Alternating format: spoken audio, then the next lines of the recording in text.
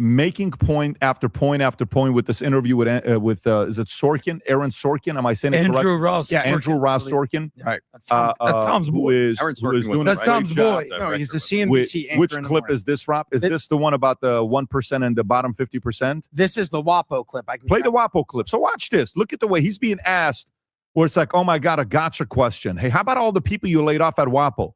This is basic business, common sense. Go ahead, Rob.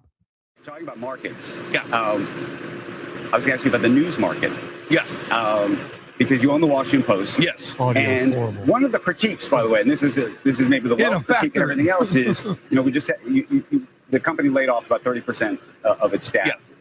And there's a lot of people out there who said, Jeff's super wealthy. He's talked about this being a public trust. It's something that he bought early on, how much you care about that piece of it.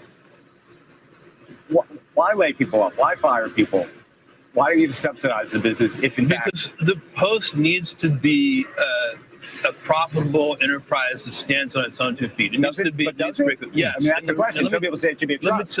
And let me tell you why. Okay. AKA, I had to cut those jobs to make it more profitable. And he pretty much saying, I bought the Post, but I was pretty much paying for the Post to stay operational. I mean, no, that what does happen with a lot of businesses. Some people buy businesses and they're in the red. They're in the, or they like to say they're in the black. Okay, guys. So they're not doing so well. They're low key losing money. And Jeff Bezos picked it up and said, all right, well, how do we make make money? Well, cutting people out. Yep, let's start firing some of these guys who are paying 6 figures or high 5 figures plus, and let's see if we can get more profitability that way and actually make these guys do some real reporting. And I'm not saying that the Washington Post don't do real reporting, but I'm assuming maybe that's what Bezos is thinking. Because it's a measure of its relevance. If people won't pay for our product, we're not doing it. It's not good enough. It's really well. Bingo. It's like doing. It would be like poetry without rhyming. It's too easy. So it's got to be something that people will pay for, because that's a signal. Right. It's a signal that we're providing a relevant service. Your paper, the New York Times, you guys make a ton of money. You guys are doing very well financially, and you're providing a service that people are willing to pay for. Sure. We can do that too. And guess what I told them, when we were planning those layoffs? Right. I didn't pick who was going to get laid off or which departments. I said, follow the data. Follow the data. And I said, there's one exception to this. What's that? Don't follow the data on investigative reporting. The heart of the Post is investigative reporting. And guess what? Our newsroom today, even after the layoffs, is still larger than when we did Watergate and the Pentagon Papers. And we just won the Pulitzer Prize for Public Service, the most prestigious prize, prestigious Pulitzer for our investigation into Doge. Pause it right there, Tom. So what do you think about the way he's breaking this down about WAPO and why he let go of 30% of his people? Basically, what he's pointing out is that there's a fable that's in the middle of the question there, and the question is like, why isn't it a trust? And what that is, that's Sorkin kind of speaking to the New York Times that bought his business. Remember, Sorkin was an entrepreneur and sold his business for a lot of money, deal book. And so now he's at, well, why isn't the news media a trust? And all of a sudden he gets the facts back. And I think that this is what every entrepreneur in America understands. If I run a pool cleaning business and I've got 100 pools that I'm cleaning and I got 4 guys and I'm losing a little bit of money, and 3 of my guys are not that busy, then I got to do it with 3 guys because I'm protecting the jobs of the 3. Nobody looks at what you're protecting or building. They always look at the other side, because Sorkin's just trying to find the gotcha. He's trying to find the angle in the interview there. And that's kind of disappointing to me. Now, should he be asking the question? Sure. But he shouldn't be so surprised that an entrepreneur says, wait a minute, words, talks, numbers scream. We have a bigger newsroom than we did under Watergate, which is one of the great legacies and great accomplishments and the great storied history of the Washington Post. We've got that. Don't judge it by the investigative reporting. We need that. Follow the data on everything else. And it's like, are you contributing value? And then he whips it back around and says, hey, the New York Times, People want to buy that. The New York Times and the Wall Street Journal is kind of interesting. They're both in New York. They're down the street from each other. And both of them have done better digitally than any other papers out there. Who's done better digitally on subscription than the Times and that? So what do I think? I think Bezos is speaking the truth. Bezos is speaking like an entrepreneur. And there is stuff for people to learn there. If you're running a t-shirt company in Berlin or a small software company in Nebraska, you have something to learn right there. If it's profitable and it's making it, you bet on it. And if it's not, you have to look at trimming or doing something else. It's just a fact. And the insidious angle that says, well, maybe turn it into a trust or something. Bezos is under no obligation to run a nonprofit to build a newsroom simply because you want another liberal voice in America. Sorry. Well, it touches on actually the kind of socialist mentality we were talking about earlier. What he said is the oldest free market argument in history. And he said it beautiful. If it's not producing, if it's not profitable, that's a sign of its lacking relevance. Or he said, if it is profitable, that's a sign of its relevance. That is everything. That's the market feedback you get to know if what you are doing has value. Everything great we created in society. People talk about this with medicine. They say like, oh, well, why does this medicine cost us much? These companies are incentivized to create these things for us because they can then make money off of it. If there is no profitability there, creation dies. And so he's making the ultimate argument here that if he's making relevant news that people want to pay for. I mean, that is true. Capitalism creates advancement.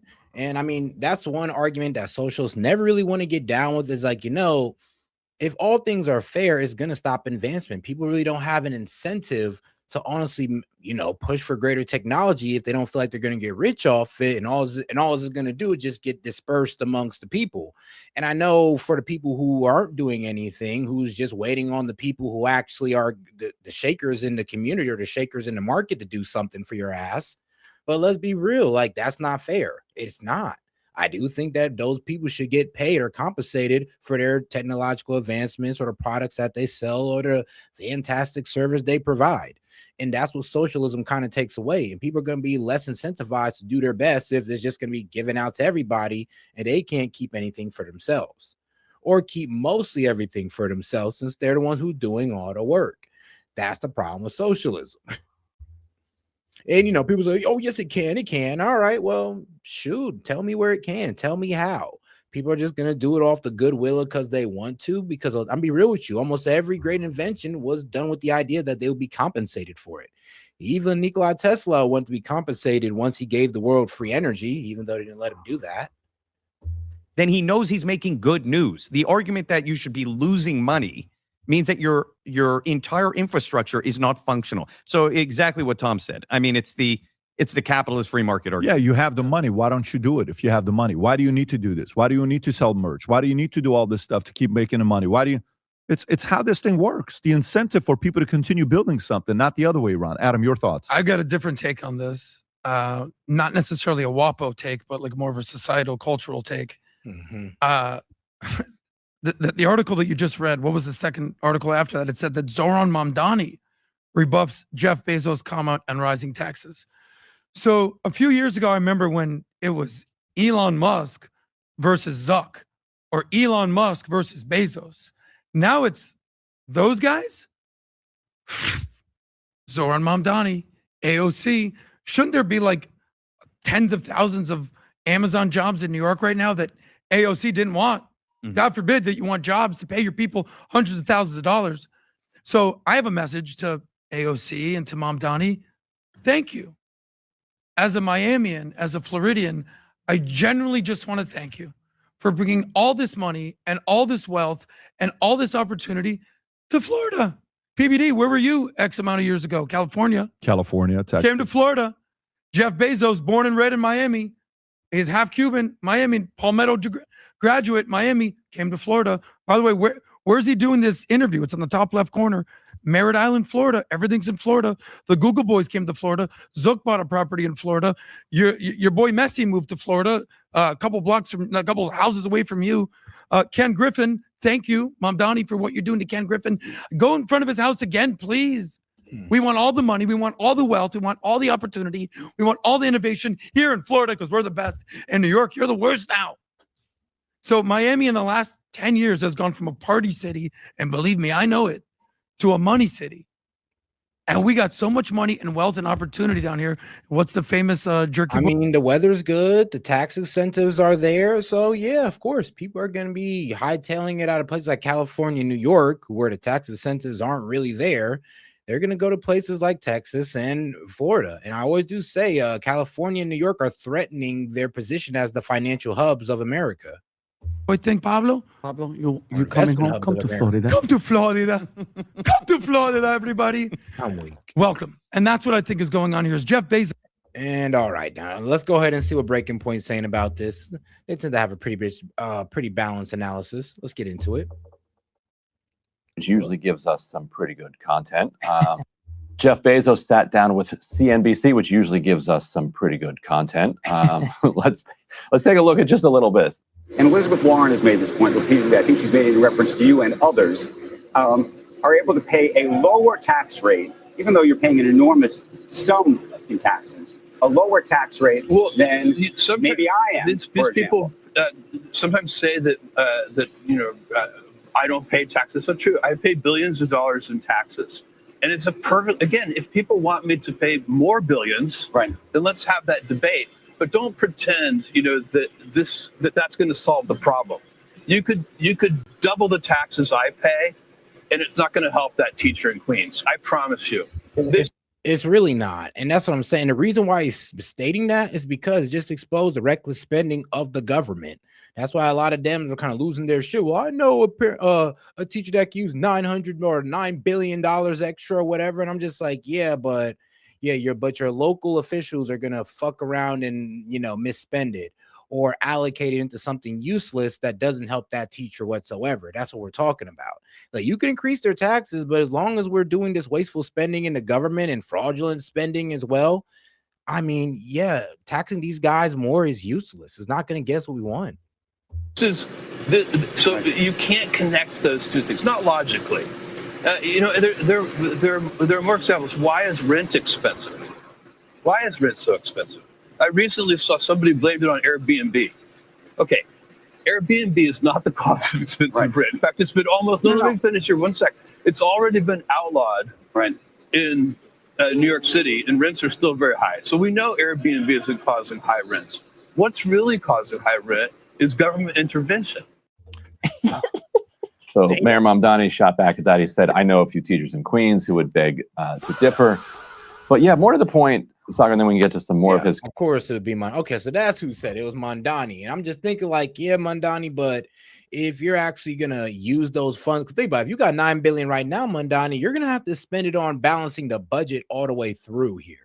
So sorry, dog. And you're going to spend it more time trying to fill in all the gaps of, money allocation that you had to do to balance the budget.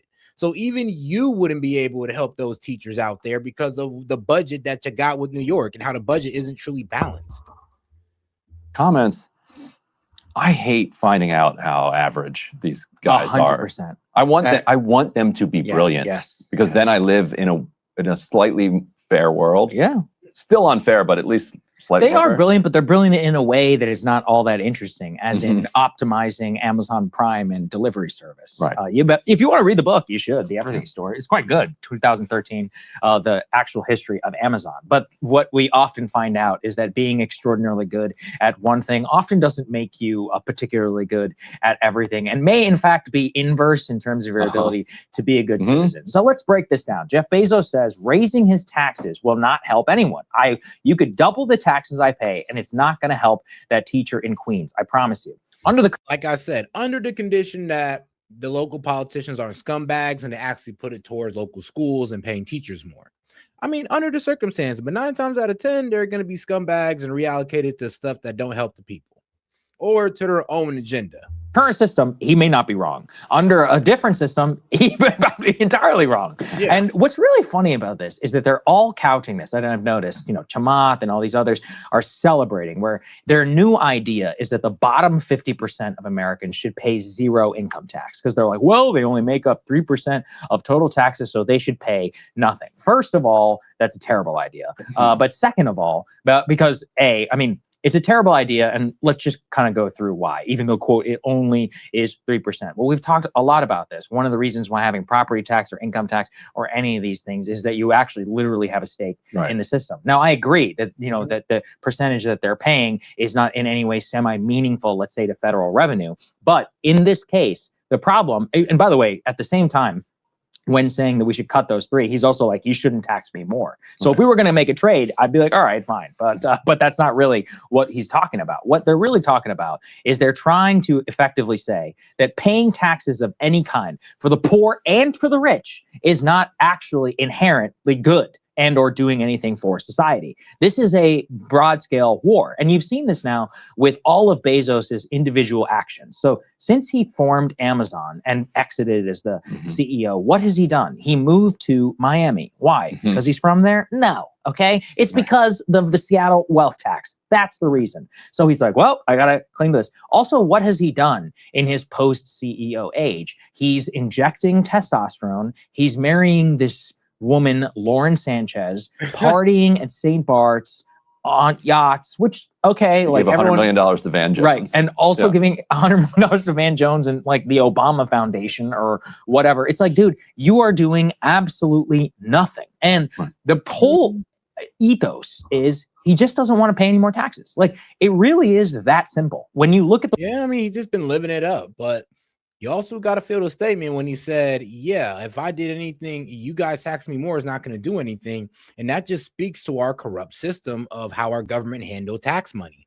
Like, honestly, that's what he's speaking to. I know you could be offended all day by it, but he's not wrong. I mean, we tax them more. It's still going to go to bullshit that don't help you. The Washington Post and their whole, what do they call it, free markets or free expression? It's like, it's bullshit. Like, look at what the stuff that they actually care about and some of their more recent hires. It's like libertarians who are talking about why privatizing Social Security would have been a good thing. I'm not even joking. That's like one of the more recent hit columns that they've had over there. That's all he cares about. He just doesn't want to pay any more taxes worth some $224 billion. And it's a cynical move that they're adopting where they're saying, they're trying to tie their taxation status to that of the bottom 50% of Americans, right? That's what this whole thing is actually about. And then notice he talks there about government control. You and I are not NIMBYs. We probably don't even disagree about that Airbnb thing. But look at the sleight of hand where he's like, taxing me will do nothing more for you. And it's like, yeah, maybe under the current system, but that's not really what we're talking about, is it? Yeah, and I was just checking. It would cost about $200 billion to double every teacher's salary for a year, and he's worth way more than that. It's worth 224 something, whatever the Amazon market cap is as of today. No, you're absolutely right in terms of teacher pay or salary. But part of the and trust me, I'm all for teachers getting paid more, but I'm pretty sure if Bezos knew that, if you're giving up this money, we're gonna go ahead and increase teachers' pay for this amount of time, he'd be like, all right, as long as it's going directly towards that, he'd give it up. But we all know if we tax them more, or we don't want to tax them for it, but we rather just tax them and then use it for whatever diabolical reason the state government or federal government wants to use it for. And most likely it's not going to be in the interest of those underpaid teachers. So let's just keep it real. I mean, if we actually had a system that spent our tax money responsibly, I'm pretty sure Jeff Bezos would be delighted to be taxed more. Reason that this really makes me angry is that what they fund, by the way, he just moved to a state which wants to do what? Eliminate property tax. Right. Oh, what was that? The thing that actually pays for the school? Yeah. Oh, yes. Right. Oh, yeah. And by the way, how much did his house cost down there? Like $100 million? Some ridiculous sum of money. That's the whole scheme. They just don't want to pay anything. Because if you were to say, all right, Jeff, you don't have to pay any more income tax, we're just going to quadruple your price. Oh, we can't do that. We can't have any of that. And the reason, they're right that there's an increasing amount of the tax burden that has gone to the very richest by percentage. The reason for that over the last 40, 50 years is that all of the wealth and income are flowing to the very top. So they're the ones that have it. So it sucks that 3% or whatever of the revenue comes from the bottom half. But why it sucks is that we want the bottom half to have more wealth and income. Also, it is a and let's be real, a whole lot of wealth was transferred to the wealthy, especially during COVID. So what would they say? Now the biggest transfer of wealth from the poor to the wealthy, one of the biggest transfers of wealth in history. Like, yeah, that hurt a lot of people. And it's kind of crazy how, some billionaires do sit out there and say, hey, yo, I don't think we should be paying taxes. And I'm like, yo, I disagree with that. But I do agree on the premise of I do agree on y'all attitude on not wanting to pay taxes, because even you guys see that it go towards bullshit. Like, let's be real. You think a billionaire want to sit there and support war? No, they don't. And they're the ones fronting the most of this. Can you imagine being a billionaire that's completely against war and your tax dollars is going to fund it for a fact? You're not just like me, maybe paying like 500 to 800 or so in a tax bill. No, imagine being one of them. So I'm sorry, I get the argument, but trust me, I'm never going to sit here and say that, oh, no, we just shouldn't tax them at all, especially with the wealth transfer from the poor to the rich. We got to find a way to balance that out if they're even willing. Sleight of hand in the sense of the bottom 50 making up 3, because what does it ignore? FICA, right? Everybody has to pay FICA, especially at the lower. In fact, FICA is in terms of the percent chunk. Whenever you're bottom 50, it's pretty high, right? Because you stop paying because of the cap. So of course everybody ignores all of that one. So in terms of the cap, they're paying percent wise and even dollar wise, like a much more meaningfully amount than, let's say, Amazon CEO or somebody else whose W-2 income might be, I don't know, 500, 600,000, not to even mention all the capital gains breaks that they get at the 15 and 20% for where they are. And I think that, look, it's all just so naked and disgustingly cynical when you pair it with this next clip of him just like fawning over Donald Trump. Let's take a listen. When I last interviewed you, it was about 2 years ago, President Trump had just won. He was not the president yet. And I'd asked you what you thought of him at the time. And you said that you thought that he had mellowed, that he was calmer. Yeah. And I'm curious now, here we are. Yeah. I still think that. 2 years later, we've had lots of we have wars and tariffs and all sorts of things that have happened since then. What do you think? I think he has. I mean, I'm comparing him to his first term. Yeah. And I think he is a more mature, more disciplined version of himself than he was in his first term. And, so he's, again, I've worked with all the presidents. I will work with all the presidents, and I hope to do that going forward if they'll have me. But we need our business leaders to provide input into the administration, regardless of who the president is. Fair. I'm not on the side. Yep. You know what? I'm on the side of America. Now, I do agree to that. It's like, instead of trying to attack these guys, we got to talk to them like, all right, bro, look. You don't want us to raise your taxes, but how can we get you to have more jobs and pay more to your employees? Like, how can we get you to do that without busting your balls or without forcing you to do it? How can we help you out without giving you government subsidies as well? If we can actually sit here and talk to these big corporations and work something out, then I'm pretty sure, we can get to an agreement where everybody eats. I mean, the business can be profitable and American people can get paid more and I don't know, even get better benefits. Who knows? But that's not going to happen if we're just trying to attack these guys for their wealth. I mean, let's be real. It's better to actually talk to them and work with them than try to attack them for their wealth. And I know a lot of Dems don't want to hear that, but I'm going to be real with you. That's the only way you're going to get what you want. And that is so important. And that's where business leaders should be. It's just, and do you think they're not? I think we are, but we get perceived as being partisan or whatever. Like, I was helping Obama every chance I could. I was helping Biden every chance I could. I still call Obama for advice. He's a very smart guy. And, and by the way, people that are, Trump has lots of good ideas and he's been right about a lot of things. You have to give him credit where credit is due. First of all, he was closer with Obama because he didn't want to pay more tax. Are you guys seeing there's a through line here. $100 million to the Obama Foundation in 2018. What, a bunch of money to Van Jones. What was it, the Genius Prize, the Bezos Genius Prize? Like that, yeah. It's just so whatever happened ridiculous. To that $100 million? Yeah, exactly.